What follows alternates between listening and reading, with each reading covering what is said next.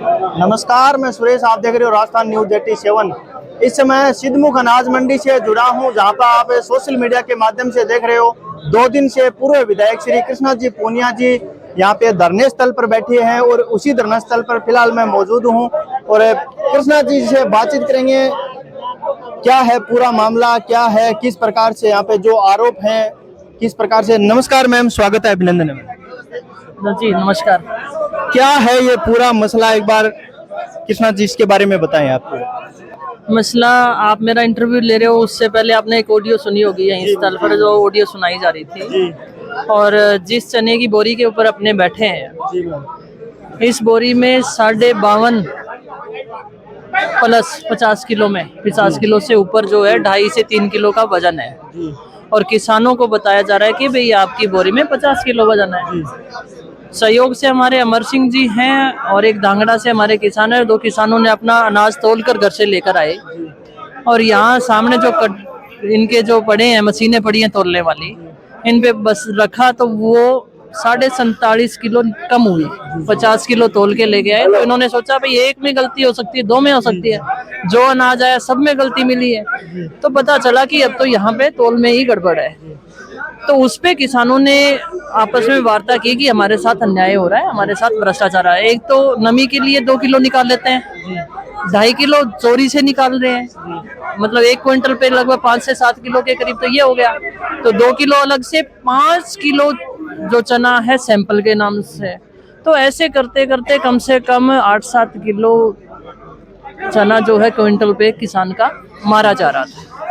और अब दिक्कत ये है कि जब किसानों ने इस बात को पुलिस प्रशासन के सामने रखा तो पुलिस प्रशासन ने कहा कि हम FIR नहीं कर सकते हैं ऐसे।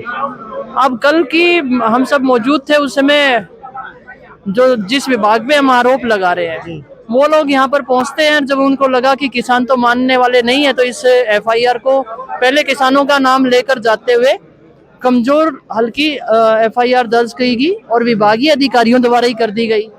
अब विभाग अपने विभाग को चोर कैसे बता देगा।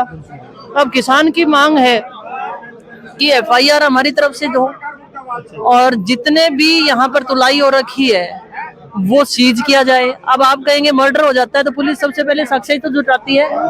FIR हो गई, साक्ष्य में ज्यादा वजन तुला हुआ अनाज पड़ा है, साक्ष्य में मशीनें पड़ी हैं, यहाँ इतना लोग है, कोई भी छेड़खानी उससे कर सकता है।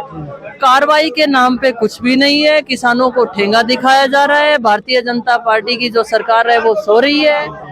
मैं तो कृषि मंत्री जी से कहना चाहूंगी कि आप किसानों के बीच में जाने की बातें तो आप करते हो, लेकिन किसानों को आपकी कृषि मंत्री जी से बात हुई क्या? मेरी कृषि मंत्री जी से नहीं बात हुई है, लेकिन मैं ये कहना चाहूंगी कि मैंने उच्च अधिकारियों से, जो क्रय विक्रय सहकारी समिति जिनके पास है, उन अधिकारियों से हमने बात की है, थानेदार से हमने बात की है, एडिशनल SP से हमने बात की है, कलेक्टर से हमने बात की है, लेकिन यहाँ पर थानेदार के सिवाय कोई नहीं पहुंचा। मेरे सामने की बात है, मैं जब उन लोगों से बात कर रही हूँ तो इस क्रय विक्रय सहकारी समिति से राजफेड का ये कोई और अधिकारी आता है, उसका सुनील मांडिया नाम लिया गया, मांडिया नाम से कोई, वो ये कहता है कि किसानों ने इनमें अनाज ज्यादा डाल दिया होगा। जब सील बंद है, क्रय विक्रय समिति ने तोल लिया, उसको सील दिया, उस पे सील लगा दी, उसके बाद किसान कैसे डाल देगा? हमने यही कहा भी आप इस बोरी में डालो, हम सारे मुद्दे छोड़ देंगे बंद बोरी में।